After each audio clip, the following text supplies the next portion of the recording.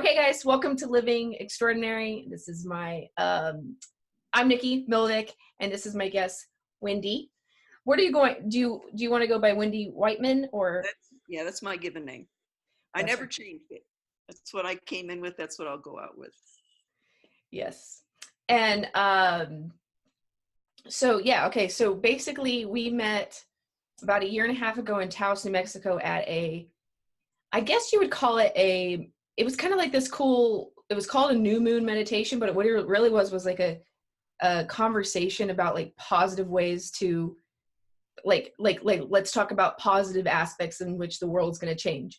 And that's like, it was like a really cool little, there was probably 10 of us, something like that. Yeah. And I introduced myself as a starseed just because I felt like it that day. And she was like, what? I was like, thank you for your honesty and your bravery to stand up and actually introduce yourself as one to the rest of the group. They probably didn't know what you meant, but I sure did. Oh, like they had no idea. And it's not like I do that every day. It's not like something I go like, to the grocery store. Hey, how are you, Mary? It must have been for my benefit. So I thank you very much. Yeah, it was cool. So anyway, we became fast friends, and here we are 1.5 years later, still talking all the time about. Still talking. And I recognized you as a starseed. It was very refreshing to see someone of your age come into the group, because the group had pretty much been a lot of older people who knew that these changes were coming, but we all came from different avenues as to why these changes were happening. So it was nice to see a young, fresh face come in that was still very knowledgeable, on a higher level of what was going on. So I was like, yeah, thank you. Okay, so like starseed, real quick, like how do you what's your definition of what does that mean to you? I think we've come up with an awful lot of labels, which is okay, because it's how we communicate and it's how we talk. Man, woman, girl, boy, baby. We have to have these labels as long as we don't take them too seriously, because we know we're all changing all the time. And I probably see myself more as a wanderer because I've always been a student of the law of one. And I really think that the law of one has a lot more truth to it than many of the other channelings. I'm not big on channelings, but that one really resonated with me from the first time ever. So you mean like the law of one, like channeled by Ra? Like yes, channeled by Ra and Carla. Yeah. So I probably, if I'm going to find a label, I would call myself a wanderer. But the starseed part comes in because I remember home for me as the Pleiades. So many people find home in many different constellations. And since I was a very young child, the stars and the Pleiades was something that I felt connected to and would look up to. And I remember asking my parents when I was about 10 or 11 what that particular constellation was. And of course, they didn't know which one I was pointing to. So they got out a map and showed me a map of what the constellations were. And then it was very easy to point at it. And they were not up to speed on the Pleiades or any of the other ones. But I remember that at about the age of 11 as being the first time that I was interested in a very specific location in the sky. And then that came back as a theme throughout my life. It would come and go and come and go. And even if I just sit down and get quiet and ask myself, if there's a physical spot that my solar spirit has come from, where is that? And it's always the same thing. It's always going to be the Pleiades. So probably everybody's a starseed. I think if you've incarnated during this time period here on Earth, and I think we're going to find out eventually through science and more studies on DNA that everybody is a starseed, because we're all going to find out that through our DNA, we all have extraterrestrial DNA. And Emery Smith has talked about that an awful lot. So if people are interested in DNA and how we are related to off-Earth entities, check out his work. So a starseed for me is almost a level of consciousness. I think that's what I would have to put it. Because I think someone who realizes that there's something different about themselves, and they hear the word starseed or they hear the word wanderer, something goes off in them and they feel connected to it. And it's almost like it's the stimulus that gets them to wake up, and they go, starseed, starseed. Because when I first heard that term starseed, it was like, I didn't know what it meant, but I was totally there. Oh yeah, I didn't either. Like, in fact, like, it was in 2011, and I heard a voice, like, over the course of like 4 months, say it into my head, like I was a crazy person. It said, "You're a starseed. You're a starseed," and I was like, "What?" And I was Googling, and at that point in 2011, there wasn't that much like Google. Like, Google took me to a test. Are you a starseed? And I was like, "What?" And so I did this test, and it was like, "Yes, you are." And but I was like, what does that mean? Like, what do you do with that? Even if you are, like, what are you supposed to do with that? And my like evolved understanding of it, even though that's kind of an uninvolved term sometimes, but is more or less that, I mean, yeah, I do think I basically think we're all one, and we're God, or we're the source of everything trying to figure itself out or whatever. But I think that I do sort of resonate with the whole, I think I intentionally manifested or intentionally incarnated at this time to, uh, and I actually have memories of being like a giant lion that's like a person, like, which I guess like people sometimes identify as Lyran, even though that name doesn't really do anything for me, but like a giant lion thing does. And I'm not obsessed with lions. It's not like I see a lion at the zoo and I'm like, oh, I love lions. It's just, I have the memory of being inside the body of one, which is, and then I also have like another one of, I think I was from Sirius, or I think I have something to do with Orion and Sirius, the star Sirius. So I think that we've all been many, many, many things before this. And I just sort of think that Earth is like a really bad kid that's touching a stove and we came to help. Yes. Yeah. I think I would agree with everything that you've just said, that if you want to go into another definition of starseed, it would definitely be someone who answered a call to come here and help at this particular time.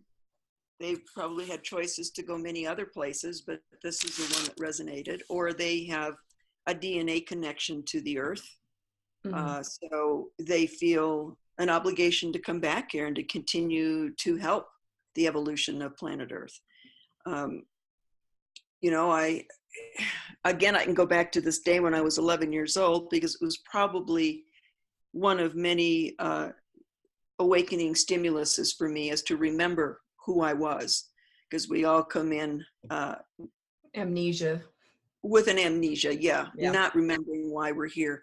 And then eventually, little by little, if this is your mission, you're going to remember you had past lives, or there's life out there that we can't see, but it exists. And for me at 11, I had moved to the country and we were on a farm, and that's when I started to be able to have animals. So I had horses and I had pigeons, and I was given the responsibility of taking care of other things now at 11. And then we had a huge garden. So plants came around, and taking care and tending the garden and watching these plants grow. So, it was a big point in my life when I started to realize that everything that existed was living and growing and changing, and that there was a purpose and a mission. And I remember sitting on top of my pigeon coop at 11 years old, watching my pigeons fly all over, because I let them. I didn't want to hold them back. And just knowing that I had some kind of a special mission. And I used those words to myself. I have a special mission. And then I thought, why do those pigeons keep coming back? I'm setting them free, but they just keep coming back. I didn't have an answer for that one. So I asked my father, and my father said, it's because you feed them.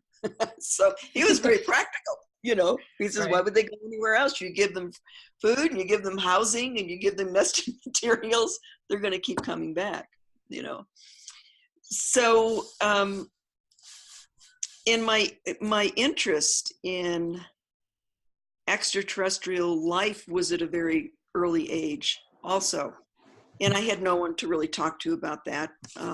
Every once in a while, there would be some kind of special program on TV that was about extraterrestrials.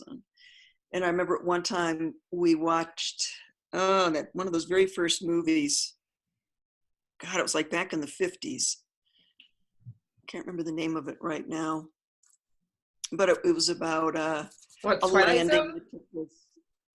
No, it wasn't the Twilight. I did watch the Twilight Zone. I loved it. You know, if anything was about anything unusual, I was there. I liked it.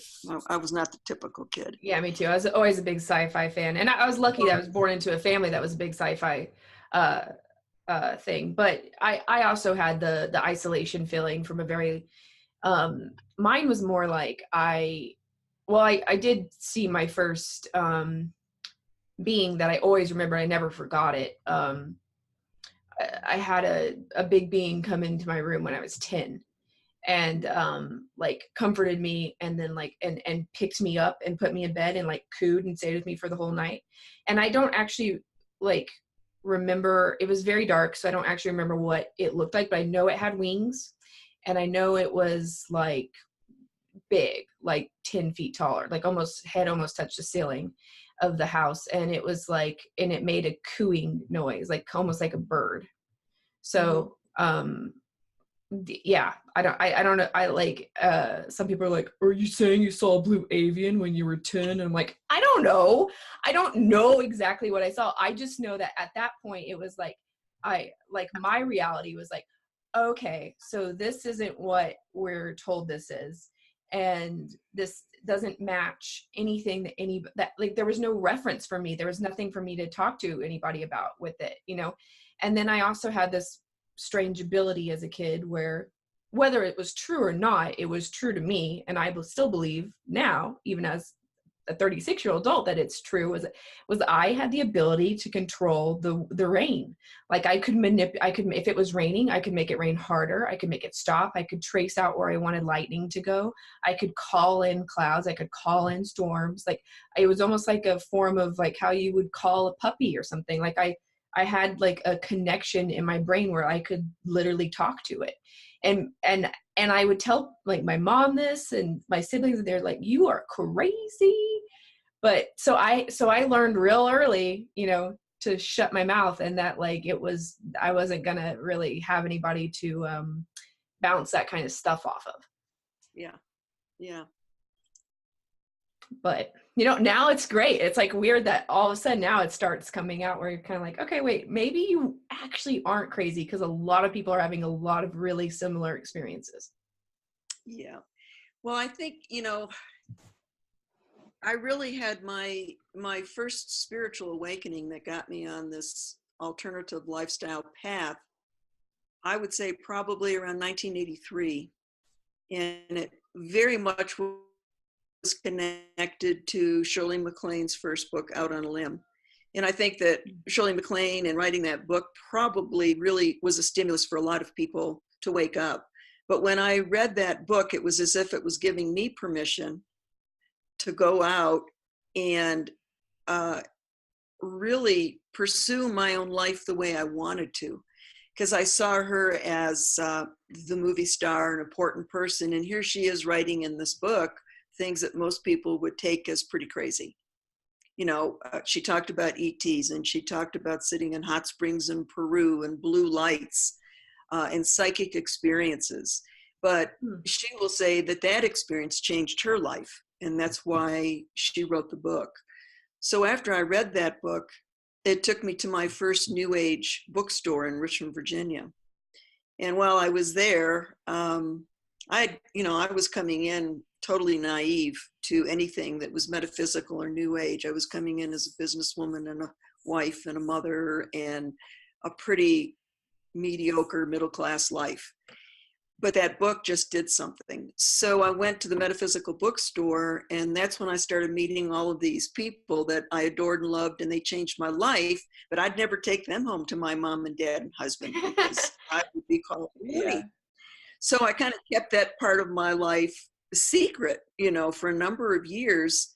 And then I just couldn't anymore because that was my life and those were my people. And so I went through my whole midlife crisis and my dark night of the soul, and my life changed completely because I left my husband and I left my career. I left all the people I knew. I left all my activities, and I really took on this alternate lifestyle, which became very focused on my own personal growth and all the big questions. Who am I? Where do I come from? Why am I here? And searching all the paths that were possible. So that went right into Hinduism and Buddhism and shamanism and Native American ceremony and ritual. And I was just looking and searching. I had been brought up Presbyterian from a very religious family, and it was a necessity that day, and I did it. But I do remember that at 18, and I went off to college, my father gave me the choice, which was probably one of the biggest gifts he could do. And he said, you're 18 and you're going off to college, and it's up to you how you pursue your religion from this point on. And he said, I'm not going to make you go to church anymore. You have to decide whether you want to or not. And I was free. I felt such a sense of freedom from that point on. So I left kind of Christianity behind because it never fit. It didn't fit my soul. It was a box. And I really studied deeply so many of the other religions. And each time I would get to a point where I felt like I'm just putting myself in another box. Mm-hmm. And I'd go to the next one and I'd be there for 3 or 4 years. And I go, this is just another box.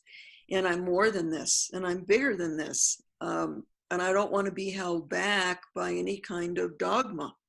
So I'm not putting them down. They all served me extremely well to get to this point where now I can't use a label and say, well, I'm a practicing this or that. I've been there and did those, and I felt like I grew from them. But I feel far more like a wanderer and a starseed than I do anything else. And everything that I learned, from my teachers through all of that, always brought out different aspects of myself. But I'd always get to a point where what was far more important to me was following my own intuition, my own inner guidance, rather than that of a teacher who I truly respected.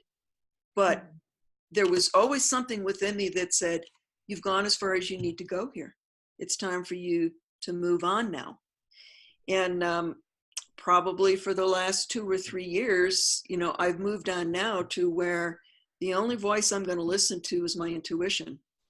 And I love to talk to people. I love to hear everybody's theories. I'm a researcher. I read. But they don't have the influence on me anymore that they used to. Mm-hmm. It always goes back to, how does this feel inside me? And what am I going to do with this information that I have? And just before my dad died, and he was very Christian, I asked him if he had a motto, what would be his most important motto in his life? And he didn't hesitate. And he said, the golden rule, do unto others as you would have them do unto you. And I would say I had another dark night of the soul about a year ago. And that's when I said, intuition only. Make a promise to yourself that for the next year, all your decisions would be made by your intuition. Just try it out. Take responsibility for everything, no matter what happens in this decision by intuition. Take responsibility for what happens. And I came to this conclusion that my dad was right, and that the way I can help out most as a wanderer or a sixth density person is to do the very best that I can do, which in every single moment with everything that I have available. to me that I can pull from, which is also very shamanistic. You pull from everything within your environment. So to me, that's the most important thing as a wanderer, you know, that we can do. And I meet other, what I would consider to be 6th density wanderers. And usually our biggest fear is we feel like we're being seen as, more self-involved. Or like higher, like there's a hierarchy to, or more evolved souls or something. Yeah. Exactly. And that way you spend so much time on yourself. And it's like, yeah, we are, but that is what we're supposed to be doing, because we're not only serving others in our daily lives, but we're also serving ourselves through our own evolution and our own growth. Nobody else can do that for us. That's something that each individual has got to do for themselves. And we're not in balance between love and light if we're doing everything for everybody else and we become a martyr. Mm-hmm. But there has to be that balance of each part of my day. There is a part where I'm doing for others, and there is a part where I'm doing for myself. So I have got this balance of love and light. If I get too far in either direction, I do think it's almost like exampling sovereignty or sovereignty. Yes. That's such a hard word to say, but that is the perfect word of, like, you know, like your spirituality is your own personal, that's like, I've always thought this whole, like, if you try to get somebody to be like what you are, to think like you think, or do it, I mean, you're no better than the thing that you're trying to get them away from. Yeah exactly. So, you know, there'll be a whole group of wanderers who are very drawn to helping people. You know, they're the healers. They want to use what they have available. Maybe they're going to be a massage therapist, or they're going to be a Reiki, or they're going to be an herbologist. And they're very interested in the suffering of mankind, more on a physical basis.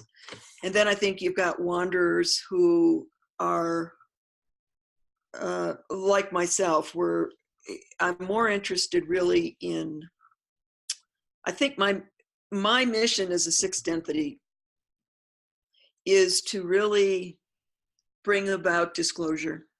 I think it's that focused for me right now, to bring out the truth, because the light's coming whether we want it or not. Ascension, if you want to use that word, ascension, is coming whether you want it or not. It's a natural evolution of this planet within this star system.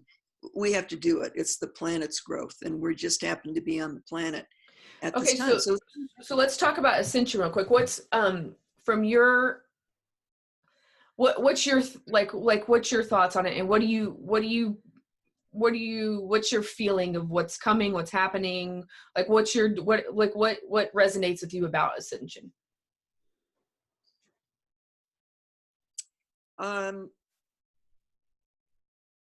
Because I definitely will have to say, with myself, I hear things and I'm like, oh yeah, that could, I'm on like a big, like, sometimes I'm like, yeah, there's going to be like a solar flash like this week, and it's going to be amazing, and everybody's going to have a realization of their own sovereignty being, and like, blah, blah. And then, like, sometimes I'm like, oh, it's just, we're going to slowly, like, I have no idea. Evolve. Yeah. So I don't actually know which one's going to happen. I feel it both in all ways. So I don't know. It's interesting to see, like, well, I don't think we're supposed to know, quite frankly. I don't think we're supposed to know. I think the whole test to be here now is to just keep improving self, so that we don't take all this garbage and baggage from 3rd density into 4th density. And if we knew something like this was coming, we'd either be, you know, kicking and screaming like a lot of people are, or we might get up on our high horse and think that we're already there and we don't have to work very hard and we don't have to do anything. And neither one is true. You know, it's an evolution that's going to happen, and has happened many, many times, not just to this planet, but to other planets. So I see it as a natural phenomena that I chose to come in and experience, again, to not only help others, but for my own evolution as well. I think it's It's both for me. It is both for me. And I truly believe that I chose to come here at this time. My life, I really can't think of any part of my life that has been easy. It's been extremely difficult. But the older I get and the more that I learn how to move with these difficulties, that's my own personal evolution. And then maybe by moving through it, I have some experience where I can come back and tell others, you know, I went through that and this is what I did, and maybe this will help you out. Ascension, again, it's kind of like the starseed term. It's been thrown around so much, and we have so many people jumping in and giving their opinions of what it is and how is it going to work and when is it going to happen. And I'm not on that bandwagon.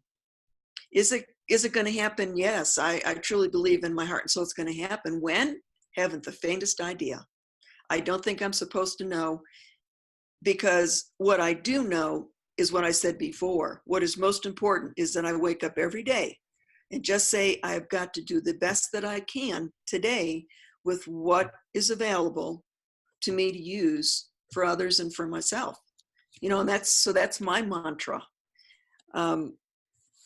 You know, I mean, David Wilcock's probably the number one person when it comes to what is ascension. He's written so much about it. Mm-hmm. And to talk about it also. So I'm not with that group. I'm not an insider. I'm a wanderer who is here experiencing everything. And if I can help out, I'll help out. And if I can grow during this period, that's really important to me. Well, and so it's like, I guess it's one of those things where of ascension for you. I don't think I guess it's almost like an event. It's like, I don't even know. I think ascension is like another, for me, it's almost like another word for evolving and evolution. And like, I think, like, I don't think there's an end point. I don't think you ascend to this and then you stop and then that's that and you're there and everything's great. And I think, I don't think there's ever a stopping point in time. I think it always goes on and on and on. So it's like, do I think that there's going to be like a jump in the DNA or like like, you know, like a boost, like an event boost. And it's like, yeah, I think that's pretty interesting. And I think that might be what I'm here to help with. But if that comes, great. If it doesn't, great. Like either way, or, you know, I'm good. Mm-hmm. I don't think we have to worry about it, you know, or how is it going to happen? And, you know, because there's just so many theories out there, it drives you crazy. You know, some people are just going to die off because they can't handle the raise in the vibration, and others are going to move to a parallel Earth. That's the craziness that I want to stay away from personally, because it takes me away from my mission. It takes me away from who I am and what I'm doing here and what I'm supposed to be focusing on. If I get involved in what is everybody saying, and oh my goodness, here's one more theory and here's one more theory. Again, I want to go back to my own intuition. If my intuition says, turn that off for now, Wendy, that's enough. You know, I got to do that. You know, and let's get back to center. Let's figure out what can I do tomorrow that's going to be helpful for everybody. So do I feel there's an ascension? I think it's already started. It's already happening, and it's gradual. And this year, especially 2019, I think there's going to be huge events. And I think the events alone, where so much that has been hidden for so long is coming out. You know, and that's because the light is just bursting through this darkness, and the truth is coming out through the lies that we've been living here on this planet for thousands of years. That exposure alone is going to change our DNA. That exposure alone of hearing the truth and seeing the light is going to change everything about a human. That right there can be a process of ascension. I feel like my DNA has totally changed just in the last 5 years. I'm not the same person I was 5 years ago, physically, mentally, spiritually. You know, I see myself growing. Now I can actually look back and see, oh my God, I'm different physically. My body's going through changes and I'm not really trying to do it. But the DNA is changing. It's changing just from the vibration and the frequency of the earth, how I treat myself, how I think of myself, the people that I surround myself with, garbage in, garbage out, all that can change our DNA. So then this can lead into the purification aspect. So, and I know that you're big into purification, and you have like I mean, like Wendy, like she wrote the book on sage, like literally she wrote a book on sage and like cleaning, like, I mean, like how to smudge things. And like, I mean, she knows things about crystals that I've only heard from her. I mean, and I remember you telling me about how, like, and I was like, well, who taught you about sage? And you were like, sage taught me about sage. Like I sat with a sage. But so like, let's go into some of that, some purification, and talk about like how you decide, like how you clear stuff out. Okay. Like even mentally and spiritually, like how you decide to work with something. Okay. I'm just going to digress one bit so that people know how I got there and where I'm coming from. Cool. But back when I lived in Richmond, Virginia, and I walked into, and I started meeting all of these people, there was a woman in there that invited me to a sweat lodge. So most of your viewers are going to know what sweat lodges are. So I'm not going to get into that.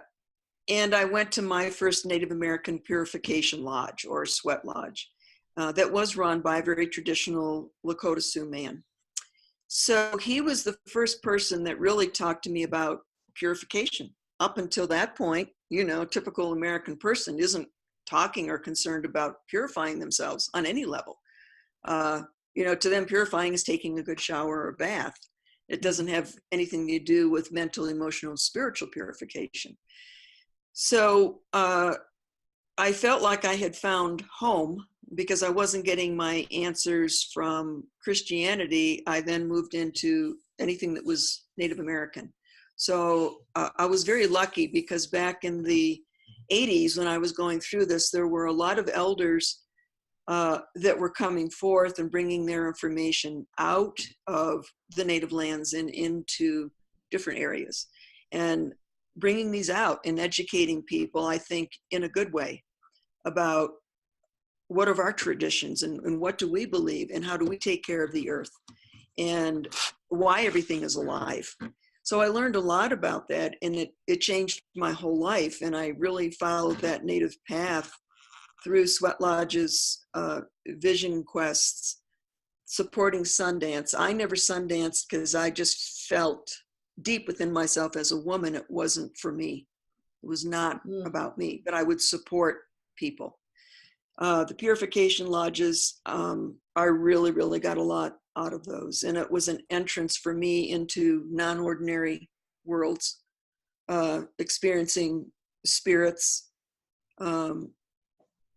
altered states of consciousness through drumming.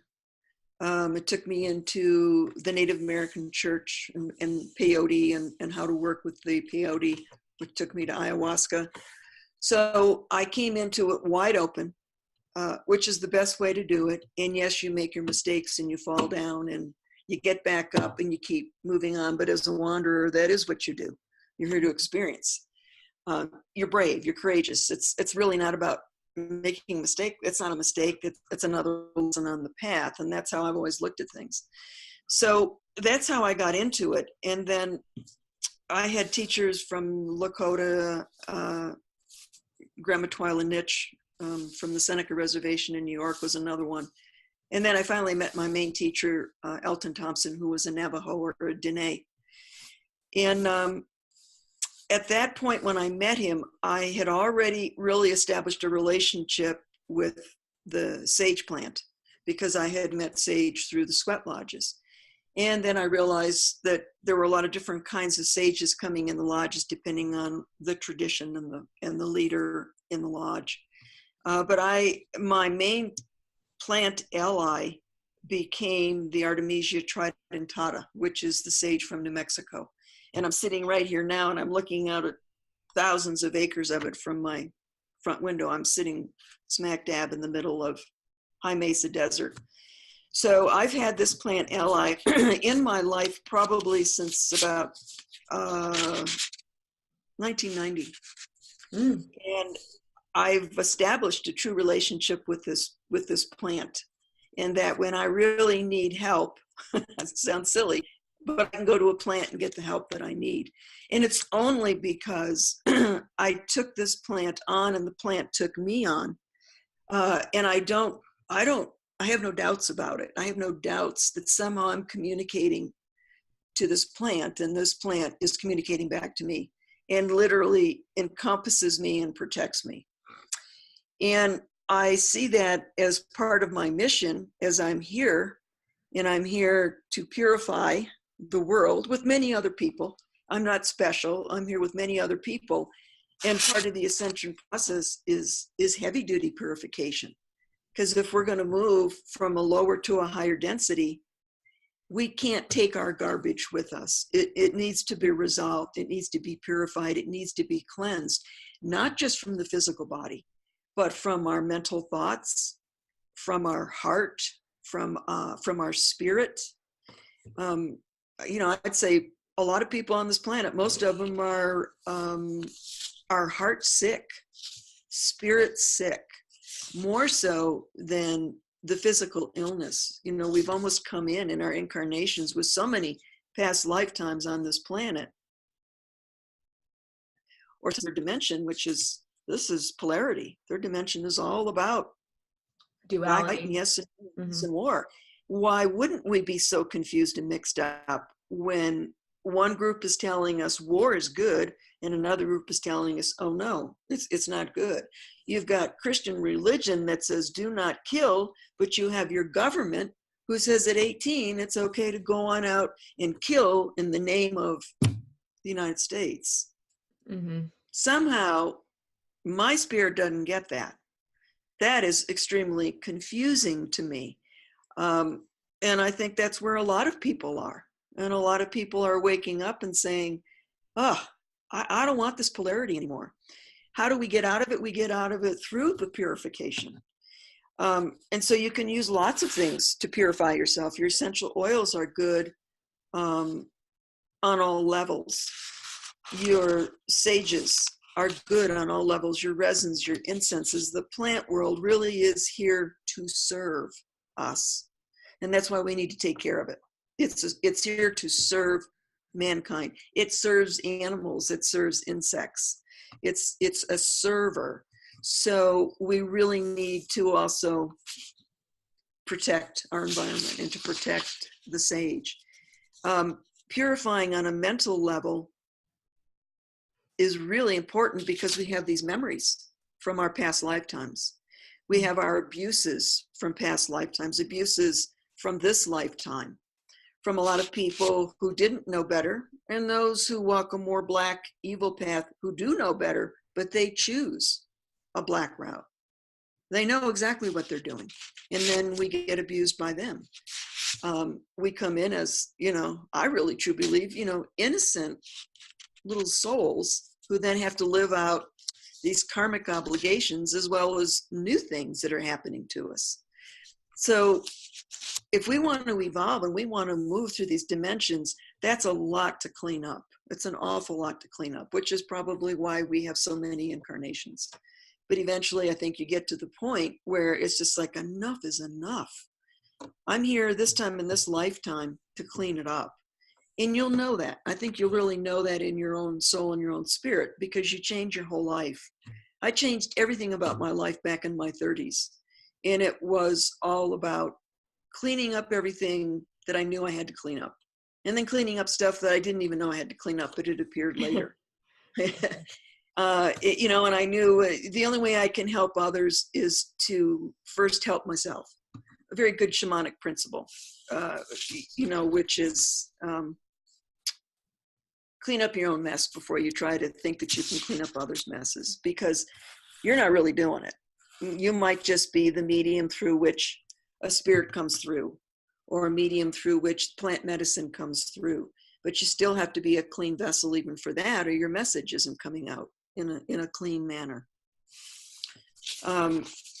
purifying on a spiritual basis, to me, I think after doing everything that I've done, I can bring it down again to what it really is all about, is about being a good person to everybody, even those that challenge you.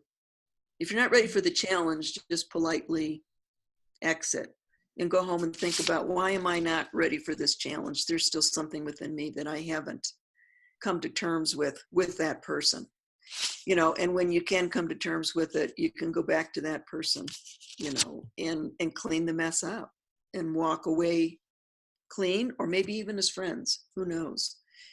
But you know, the love and the light isn't going to take the darkness with it. It just isn't.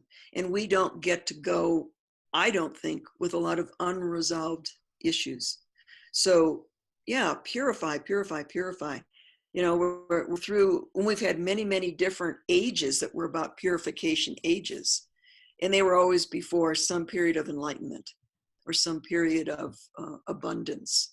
And that's where we're going. We are going to go to a period of great abundance and great lightness. But if we don't want what we've got here and what we're experiencing, this darkness, we have to resolve it and move on. I don't want to carry it over. I don't want to mess things up in the next dimension. I'm willing to do the work that I need to do so that if I have the ability to move crossover or leave here and go home, which I would really prefer to do, I hope I don't any more incarnations here. I really do. I want a break.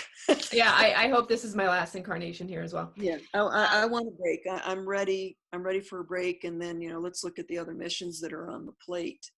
But I probably had a lot of Earth incarnations and was part of a karmic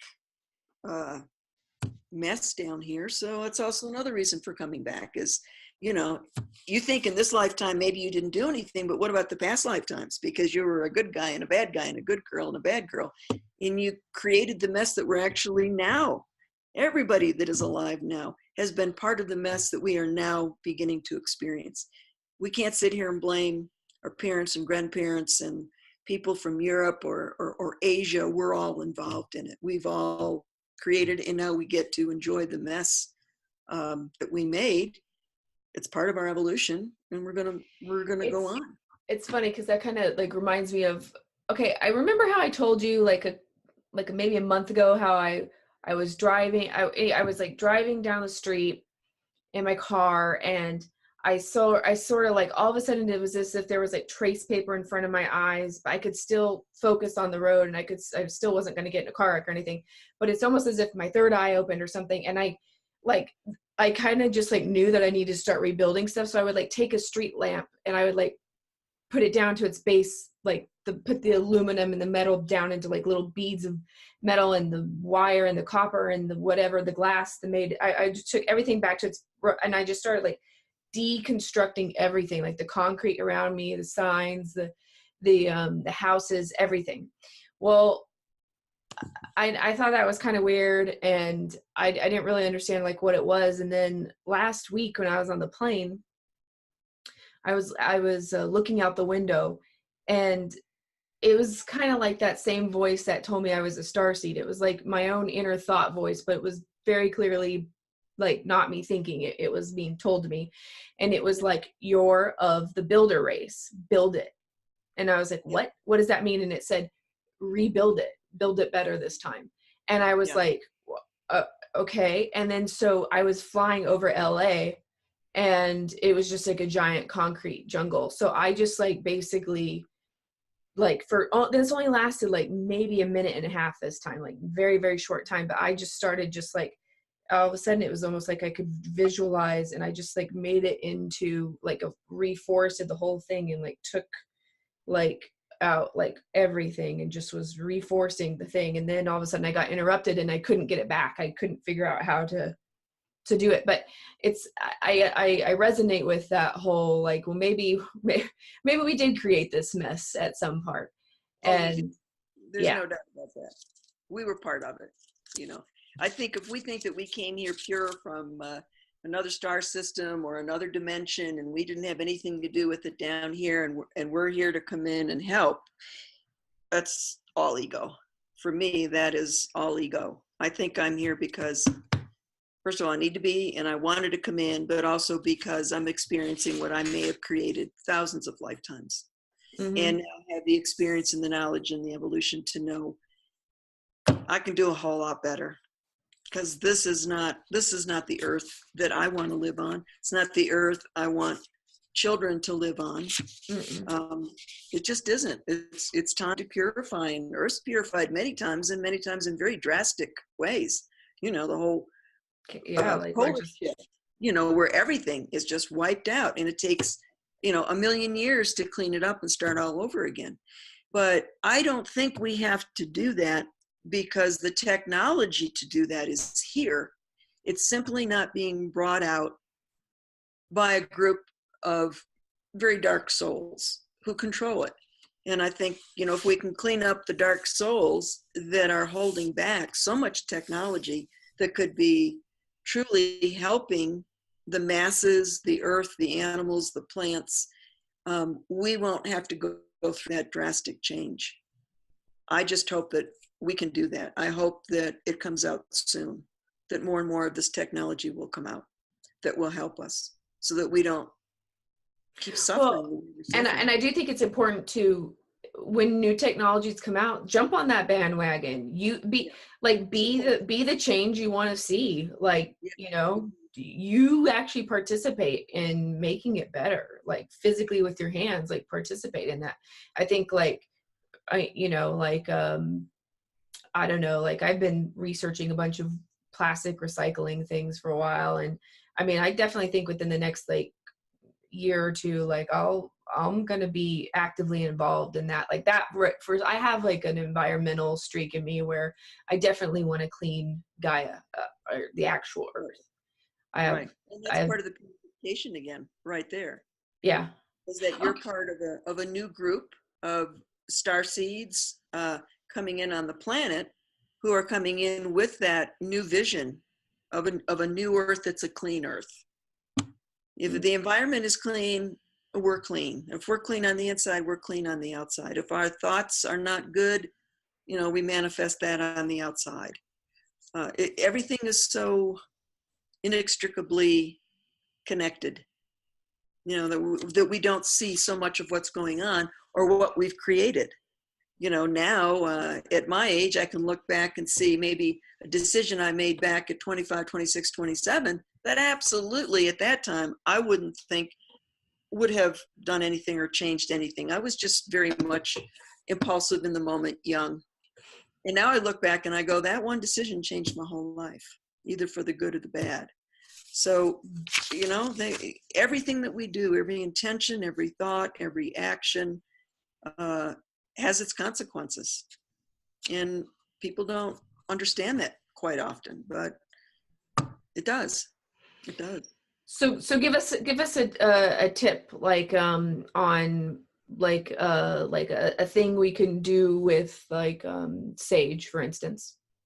Okay. So, I mean, we know basically from the native people here, but then the indigenous people from all over the world, whether you go to India or you go to Tibet, bone shamanism, or the Jains, or you can go down to South America to the Peruvians, the Incans, the Aztecs. They all use plants, or they use wood, or they use resins that are saps from trees. And they do a burning process with those. You always have that fire element that's involved with the plant element. And then the smoke is really the essential oils that are in the plant. And those essential oils are being released through the smoke. We get to smell it. We get to inhale it. We get to take all of it into our body, which is cleansing the inside of the body.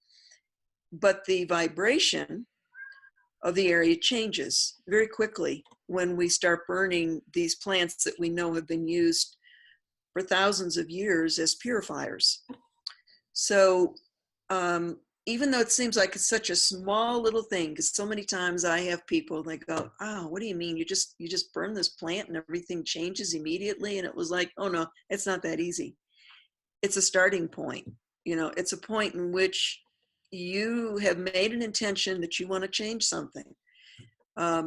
You want to clean something up, inwards and outwards. So bringing in a plant and burning a plant, resin, wood, or anything, is you making an intention and a focus point that from this point through my ceremony, I want to create a different space. And you do create a different space. You literally do, through the vibration of a burning plant and through your intention, you literally created like a little alternate reality, whether you're in a sweat lodge or whether you're in a prayer circle or whether it's just you in your home. You've created now a whole new vibrational space through those plants. And they're very specific plants. You know, it's not just going to be anything. It's not going to be the salvias that you use to season your food. These are like Salvia apiana, which is a white sage, or Artemisia tridentata, which is the New Mexican desert sage, or your Palo Santos, or your frankincense and myrrhs, and you can go on and on. They just come from different areas because the shamans or the medicine people in those areas use their indigenous plants. I'm from New Mexico, so I want to use my indigenous plant, which is the Artemisia that is out here. And I think that's important. I really do. Because the plant is this environment. It lives in the soil. It lives in the environment. It's used to the vibrations of what's going on. So for me, I get very plant specific. If you live in a city and you don't have that around you, it's still better to do something than nothing at all. So then go to your own vibration, find out what you vibe with. If it's white sage, use white sage. It's so funny because I love the New Mexican sage. Yeah. So it's whatever you feel comfortable with. I use the sage because I've built that up as my major plant ally. So I think by creating that space and making your intention very specific, and if you're a prayer person, then you can do your prayers after you have smudged your home or smudged your area. And lots of people get into, you know, very detailed technical things as, well, how do you do it? And do you use a feather or not? And do you say certain things or do you not say certain things? And that's gotten very, in my opinion, very confused, because you can go online and you can find 1,000 different ways in which to smudge. When I've been with indigenous people, it's really simple. You don't have a lot of the new age things that have been brought into it. It is real simple. It's so simple that, you know, you can go out and you can cut your sage and you can let it dry for a couple of days and you crumble it up and you can burn it on a flat rock. You don't have to use a shell, but some people want to use a shell. You know, my teacher, Elton, just used a stone and he carried some dry sage around in a pouch and he would just bring some out and put it down. He'd light it up and he'd feather me off. He'd say a prayer, but it was real simple. It wasn't, he would tell me, don't get caught up in all these technicalities. He said, what's going to be important is, do you respect the plant? Did you go harvest the plant, Wendy? I said, yes, I did. But I have the ability to, because I'm in it. And again, I know people that are in the city don't have that ability. But if you do, it's real important to go out and get your own, because you're building a relationship with the plant and you're honoring it. And you know how you've harvested it and you know the area that it's come from. Is it a clean area? So there's a lot that I can get involved in, but I don't want to bring that forward here, because I think it's really important first that if people want to do this cleansing, this purification, pick the plant that you resonate to first. Make sure your intention very specific about what it is, and make sure you're in a loving space. Even if maybe you don't like yourself so much and you want to clean yourself or your environment, or you're upset with somebody, sure, acknowledge that. But come to the ceremony with a loving intention, so that you can get the help from the plant and you can get the help from other spirits that are coming into the room and there to help you, or your guides. Yeah. And I wrote a book, it's called Sacred Sage, How It Heals, and it's been on the market for well over 22 years. And it was the very first, it's just a little green pamphlet, about 25 pages long, but it was the first time that anything had been brought out, written specifically about sage in the smudging ceremony. And I only did that for one reason, and that was because at the time I had a Native American trading post, And I had sage there that I would harvest, and I would bring it in, and we would use it during classes or to smudge the shop, and people would come in and say, what's that smell and what is it and everything. So then we would tell them what it was about. And my employees would say, we're so tired of telling everybody verbally what to do. Could you just write something? So first it was just a one piece of paper. And then of course people would read that, and then they'd have more questions. So then they said, can you do a little more? So then I did a little bit more. And then finally I just said, okay, I'm just going to write what I know, what I've gotten from the plant so far, what I've gotten from my teacher so far, and I'll just write it in a pamphlet. So I did that. And then we would Xerox it on paper and staple it, and we were handing it out.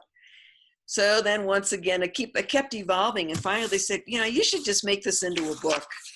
So I said, well, okay, I'll do that. So then I made it into this pamphlet, and this is how certain things are just meant to be, and how I know that part of my process for coming back in is about purifying people and places and things and the world, and helping this ascension process through the purification process, because of how difficult it was for me to get this little booklet out. I can't do what I went through, because first I just wasn't interested in writing it or even going there, but I had the support of my employees. And then when I actually had it, I didn't know anything about publishing. I really had no desire. It's a wanderer thing, so I really didn't have any desire to be anybody or go anywhere or be an author or do anything. It was just like, it's not important. So I had it, but I didn't have the money to publish it myself, and I just didn't even want to go anywhere with it. So what ended up happening is that I started getting checks in the mail from an undisclosed person. And they came every single month for a process of a year. There was no return address. It was just a check coming from a bank, from somebody. I had no idea. I actually didn't even cash the checks because I was scared. I couldn't figure out why someone was sending me money, and I didn't know who it was.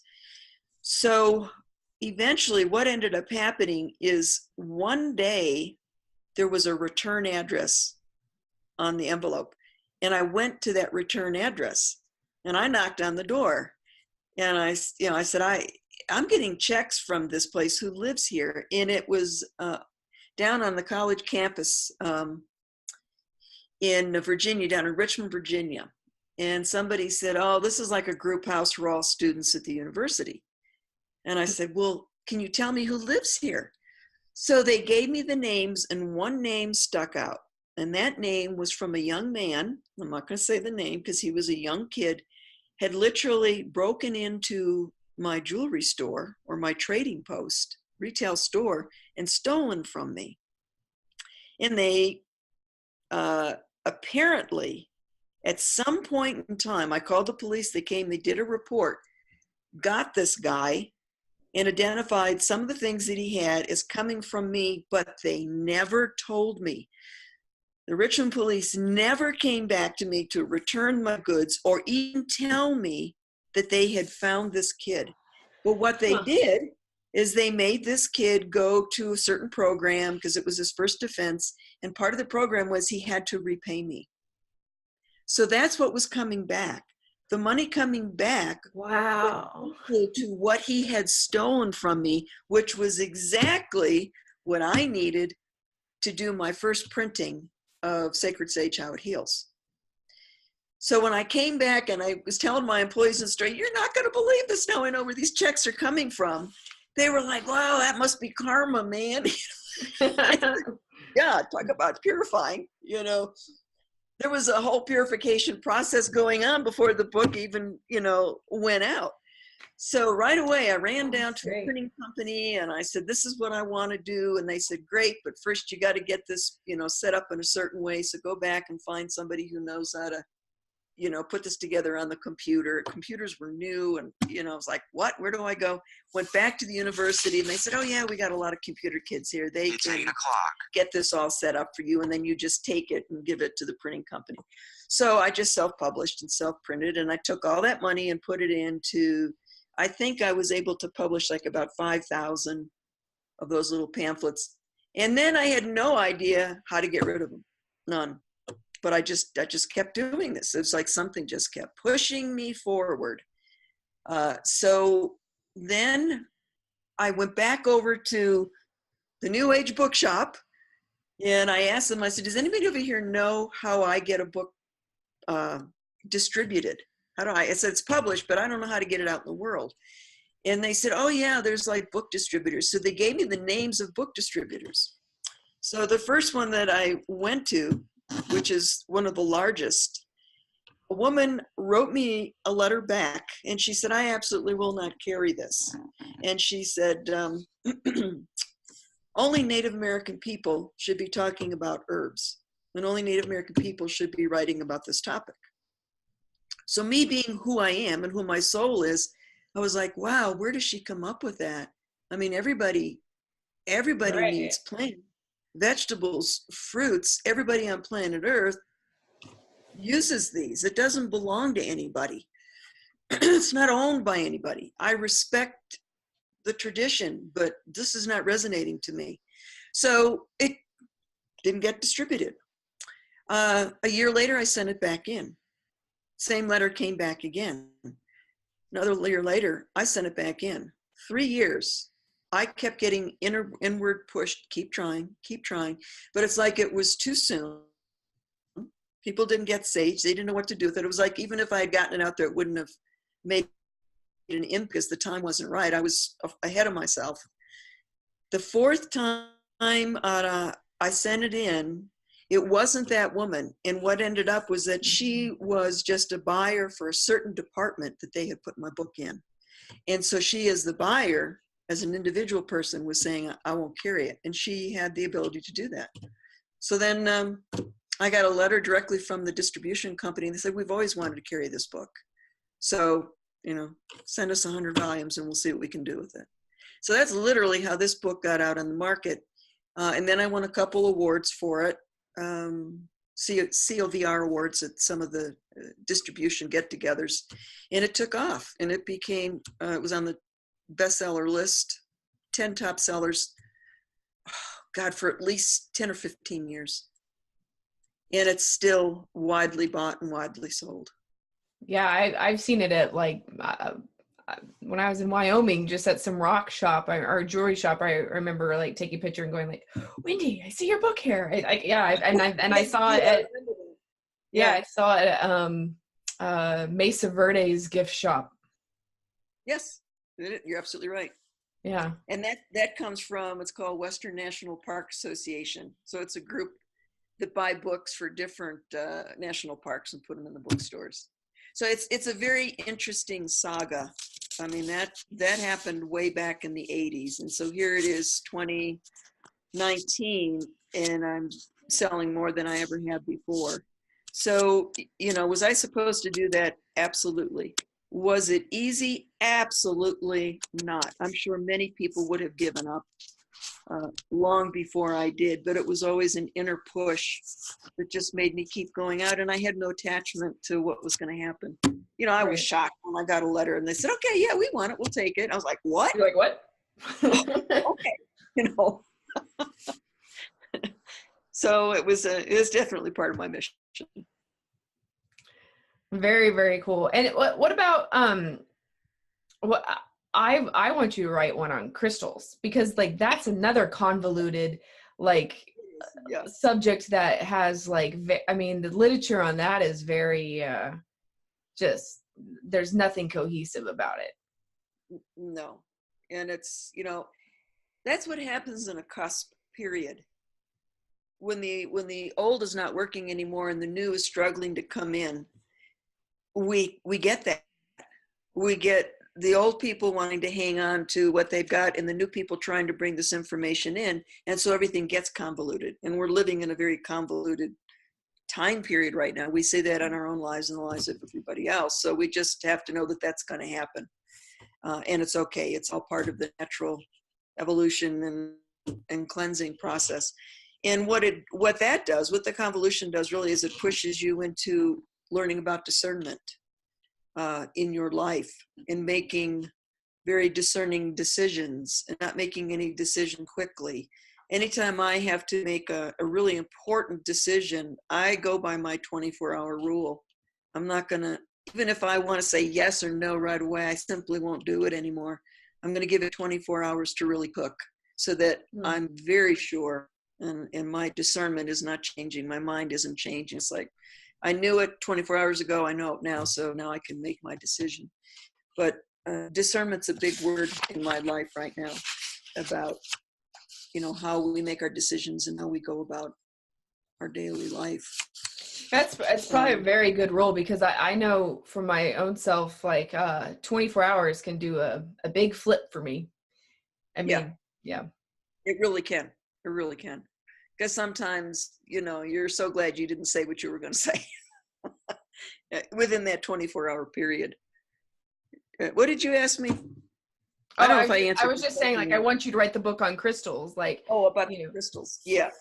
I probably won't do that because, I feel very focused on what I'm supposed to be doing now. And part of it really is the disclosure, on any level, it's the disclosure of bringing in the light, bringing in the truth, talking to people, anybody that will listen to me. And I'm very discerning about who I'm going to talk to. What I am so excited about is I started to notice that a lot of people who were on the disclosure movement or who were on this movement of crimes to humanity were not saying anything at all. They knew about it, they read it, they were researched, but they wouldn't talk about it because they're topics that are really poo-pooed, or the majority of the people will shut you down right away because they don't want to hear about it. They absolutely are in denial. They don't want to hear about crimes to humanity because it takes you into some very deep, dark tunnels that people don't want to go into at all. So they shut you down, which is how the dark side wins. Yay. So what I really started noticing now is that more of these light workers that are working in these areas are talking about it. And I was so happy about it because I finally had to bring it up to a group of people who I kind of see on a regular basis. And I just touched the topic and they all disappeared pretty quickly. And then I was in another situation the other day where a woman said something to this gentleman and he came right back at her. And he said, "That's not how I see it." And he came forward with his profound truth in a particular area, which I won't get into because it's controversial. But it was obvious that he had his facts in a row and he absolutely was not going to sit quiet anymore, because if we're quiet, the truth doesn't get out. If we're quiet, the light doesn't get out. We have to educate people. And if you educate yourself first and you have a good foundation to stand on, then why not start talking and why not open up? And that's a wanderer's job. I mean, and I noticed, like, maybe even like when I first started doing heavy research into the disclosure stuff and everything, probably about 4 or 5 years ago, really strongly the last 3 years. And people, you would have a lot of, I guess you call them trolls or something online. You would have a lot of people like being like, this lady's delusional, or this lady's crazy, or this. I mean, you just have comments like that would be in the comment section all over, like, and it didn't matter which like social media platform you were on. And I don't see that anymore. Like I see if someone makes like a comment like that, you have people attack them. Be like, and I'm really enjoying that movement, like that people are like we're all craving, like, what's going on here really? Like, right. Like, I guess I started looking into the 5G thing recently. Yeah. And even just like the net neutrality and how that got passed, and like a lot of stuff, you're kind of going like, wait, what? Like, I don't know how many petitions I signed against it, like when it was going on. And And then you're kind of going like, wait, so they're doing zero background research into any of this, and they're just putting it into it without any will, and people aren't going quietly this time. Like it's starting, like the rumble is starting. And I even saw like today that the FCC is like people are starting to talk about how, wait, what is this FCC? Like this is a corrupt agency. This needs to be overhauled in general. And like talking about overhauling that, like that in itself is amazing. Right. Because they're the ones who are, happening. It's all bubbling up, and it's still gonna take years for a lot to happen. But maybe by the time you're my age, you'll have a whole new world to live in, and I hope that you do. I hope that you don't have to go through the madness that I feel like I've gone through in my lifetime, because I care and because I was willing to stand up and do stuff. I could have chosen a different life. But I didn't. It's not who I am. So why would I? I wouldn't have been happy. I wouldn't have been a happy, typical housewife. I don't think you're going to get much older, Wendy. I think you're going to de-age. We're going to be the same age at some point. You're going to they're going to figure it out. We're going to figure out how to. Oh, it's totally possible. It's totally possible. We just, we have to get all that out to the public. Rejuvenate your DNA and everything. Yeah. I mean, like Emery Smith was talking about like the stem cell stuff, remember? And like so then I like looked into that one program, or there's a place in Florida that's doing it with like your fat cells, but then there's another place that's doing it with the stem cell therapy. The stem cell therapy in Panama. There's one that they're doing that is actually using umbilical cords, which is not like aborted baby fetuses. It's just the umbilical cords that they throw away anyway, and they're using stem cells from that. And I'm kind of like looking into this, going like, maybe I should do that instead of buy a house. Or no, I mean maybe I don't know, but I'm just kind of going like, ooh, maybe I should do that to stay young forever. I don't know. I'm just saying, like, there's going to be stuff that's going to come out that is going to continue to progress us medically, I think. Yeah. But let's have it all come out in a good way. Let's have it come out in the light rather than the darkness. Very true. Because it can all come out in a bad way too. So we want it to be in the hands of the right people, and so that it is actually there for everyone. It's like free energy. We could have had free energy a long time ago. Tesla created it. He had no desire to make money off of it. He didn't even care that they stole the patents from him. He just was on a mission to get it out. Unfortunately, it fell in the hands of a few people and a lot of the dark projects. And so they got to use it. It didn't go to the masses so that we can have free energy. But Emery Smith talks about something that I think he has actually created himself. It's a little box that could be put in everybody's houses for free energy. So this stuff is there. It's there. It's just a matter of getting this dark group of a few people at the top who don't want us to have this, and find a way to change their opinion so that we get it. Or so what's your I guess, like, what's your best method of dealing with those kinds of I don't know, whatever you call it. Like, I mean, like, what, like, how do you think the cabal is going to fall, or whatever? Like, or I don't even know if that's the right wording to call it. By simply bringing out the truth that they exist, who they are, what they've done. And I think the masses will completely demand that this be taken care of. But right now, the masses don't know about it. People don't know about it. It's such a small group of people who are reading and researching or even know what the word cabal is. I mean, no one in my family knew what cabal meant, until I started talking about it. And it was difficult for them to follow me because they're going to sit and watch the, news station every day, and they feel like the news is the news. Nothing is above the news, and what they're getting is the truth. That's not what I see. I got rid of my TV. I don't even have a TV at all anymore. Don't want it. It's got to be, I'm going to read about it, or I'm going to have personal experience about it, or maybe I'll research it online with a lot of different viewpoints, but I won't watch national news. It's all syndicated. It's all owned by the same group of people. It's all ruled by the cabal. I tried to write an article for my own little local newspaper, and they wouldn't accept it. And I called and I said, did you have to send that to somebody else? And they did. And they said, oh, well, our newspaper is owned by this newspaper, which is owned by this newspaper. So the control of what is being in print goes that high up and that far down, you know, and I live in a town of about, maybe 20,000 people. And yet what I wanted to write about was too controversial to put in there. I am surprised that YouTube is still like, you know, like hasn't been complete, like all these channels haven't been completely shut down. Now channels get shut down all the time, but I do find YouTube to be like one of my greatest resources, which is interesting. But, and you know, as well as like podcasts and some other stuff. But yeah, it's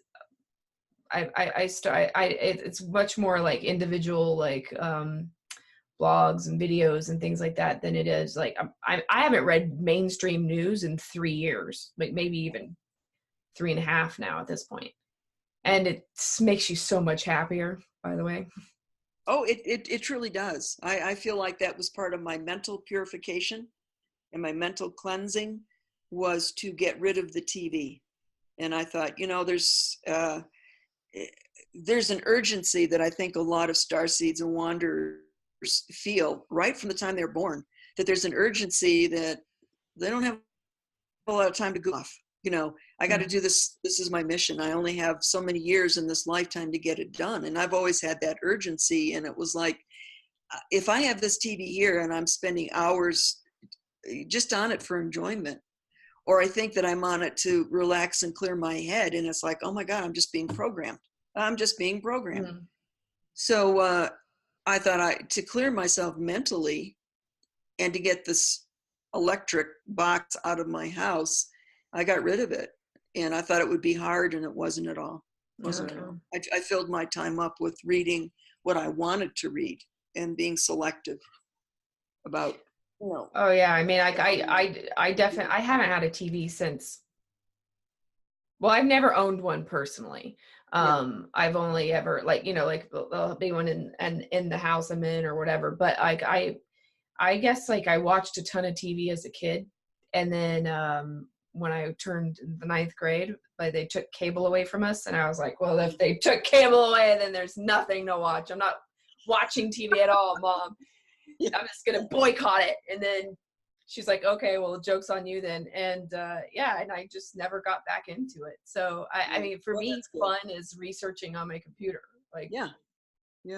And I would agree with you. I think that's a good way to go.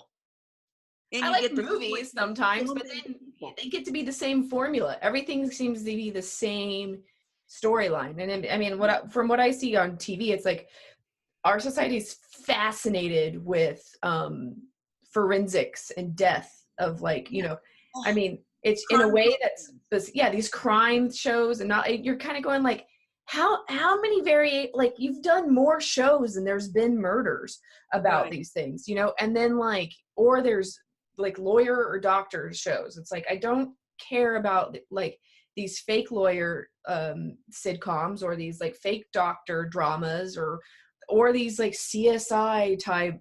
It's the most bizarre obsession that we have with this stuff. And it's really like, we're obsessed with murderers. It is. And I think what they're trying to program in us is a lack of respect for life. Because once you start seeing so many people killed, stabbed, murdered over and over and over and over and over again, it's kind of like, oh, well. Desensitizes you. Yeah, it desensitizes you, right, to, you know, everybody's right to have a life here on Earth. A good life, you know, an enjoyable life. Which I think probably at one time we all got to experience. And we certainly experienced it in our own home systems, planets, dimensions, wherever. I mean, I really, truly have a very good remembrance of living in a space where love, the word love, was not at all interpreted the way we interpret it here in the third dimension. It was very different. It was very, very, very different. I used to tell people, I don't think we as human beings here in third dimension have any idea what love truly is. We're trying to come up with an interpretation of what we think it is, and a lot of that is based on what do we see in TV, what do we see in books, what is this this thing that's out there that's trying to control us and tell us this is what love is. That, you know, sex is love. No, it isn't. You know, or being a husband who wants to give his wife everything in the material world. Oh, that's love. No, that's not love either. Or vice versa, the wife giving the husband everything else. Or a parent trying to do everything for the child, trying to make the life easy for the child. That's not helping the child. The child has no experience. And when it's time for the child to leave, doesn't have any idea how to do anything or how to take care of itself or how to make decisions. I mean, I know this is crazy, but like I have this one past life memory where it's a Syrian one where there wasn't like coupledom. There wasn't like a gender. You were just like the being, like we were genderless beings. Right. So, that's what I remember. It was totally genderless. Yeah. And it wasn't like, I don't know how to explain it, but it was definitely, I remember this being like, we didn't have the roles and the duality that you have here. Like it just didn't exist. Right. And it was very community. I remember being very community oriented. Everybody was family. Mm-hmm. And I remember parenting was different. It was like, I remember it was kind of like, it wasn't like, I am your parent. It was like, like we mentor you into adult, like everybody even saw like new beings as sovereign voice. Right. Which we don't treat children or anything or having children like that. We like want them to be us, extensions of us, and like have this like expectation of that, you know, they'll make us proud or something, you know. Yeah. No, that's not there. And you know, elders have always been really important to me, which you see in a lot of the indigenous societies. You know, the elders are not dismissed or thrown out or put into homes. They're just extensions of the family, and they're you know, they're taken care of all the way through elderhood. And you don't see that anymore in so much of our society, where elders are, you know, as long as if they can't take care of themselves, that's it.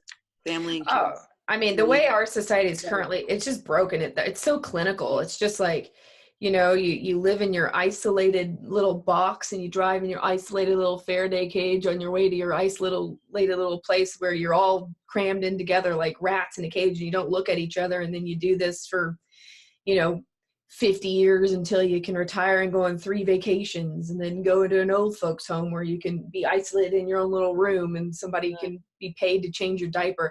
The whole thing is just really just very clinical. Yeah. And see, you know, we're all realizing this, that that's why these new paradigms are coming in. What we've experienced for the last 25,000 years, we've outgrown it now. It's time to change the paradigm. You know, the new generations coming in are going to do that. Technology is going to do that. Technology already is way far advanced than our spiritual experiences. We're way behind in our spiritual or moral or ethical growth. That's heck, we have more, a majority of people don't even think there is a spirit. So I mean, we're way behind on that. Yeah. But I mean, like that's their own prerogative. That's their own like journey too. Like you can't force anybody to realize anything. It's no, that's a very good point. I don't think anybody should feel like they need to force people. Yeah. You know, if they are, run. You know, run real fast. You will always outgrow your teacher and your guru. And when you have, that's when you know you need to go. You really do need to go. You know, because they've done their job. You know, as a shamanistic practitioner, I don't want to create anybody who becomes dependent upon me. You know, I am here to support their growth and push them out. Then I've done my job. My job is not to create fans or students or people who never they never heal. They're always here. They're always sick. I'm not doing my job if that's happening.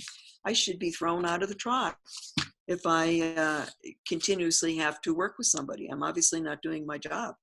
So, you know, I saw that with my own teachers when it's time to leave. Some told me it's time to leave because I got, you know, attached. And then I realized the importance of that. Oh, they were right. I stopped my learning because I became attached.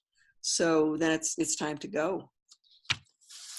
Yeah, that does make a lot of sense, because it's like everybody offers tools, and like, you know, you need tools to fix your house, but you're gonna have a, you know, a roof and a walls, and you're gonna have all different things that build this house that is you. So you need different tools for different things. So you got to collect that as you go on, you know. And I also kind of feel like, you know, sometimes teachers, I think, they can like they get an ego boost out of getting the praise and the sucking, you know. So it's like, really, it's up. I have to always, like, you know, like, you don't need anybody else's validation. You really don't. Like, I actually had to write that on my computer, like an eyeliner at the top of my computer for a long time, because it's like especially when I would start noticing if, like, I don't know, I was just liking the praise I was getting from somebody or something, I'd be like, okay, hey, you know, that shouldn't, you don't seek outside validation in any way. It's like, it doesn't really help you much, good or bad. Yeah. Yeah. It's all part of our growth. You know, it always feels good, but if you take it seriously and then it's all of a sudden it's something that you want, need, or demand, you're not helping anybody by being like that at all. The best teachers and the best shamans and healers are those that go in and they do their job and they leave. Yeah. Well, that's pretty awesome. I think that's a good place to wrap it up, Miss Wendy.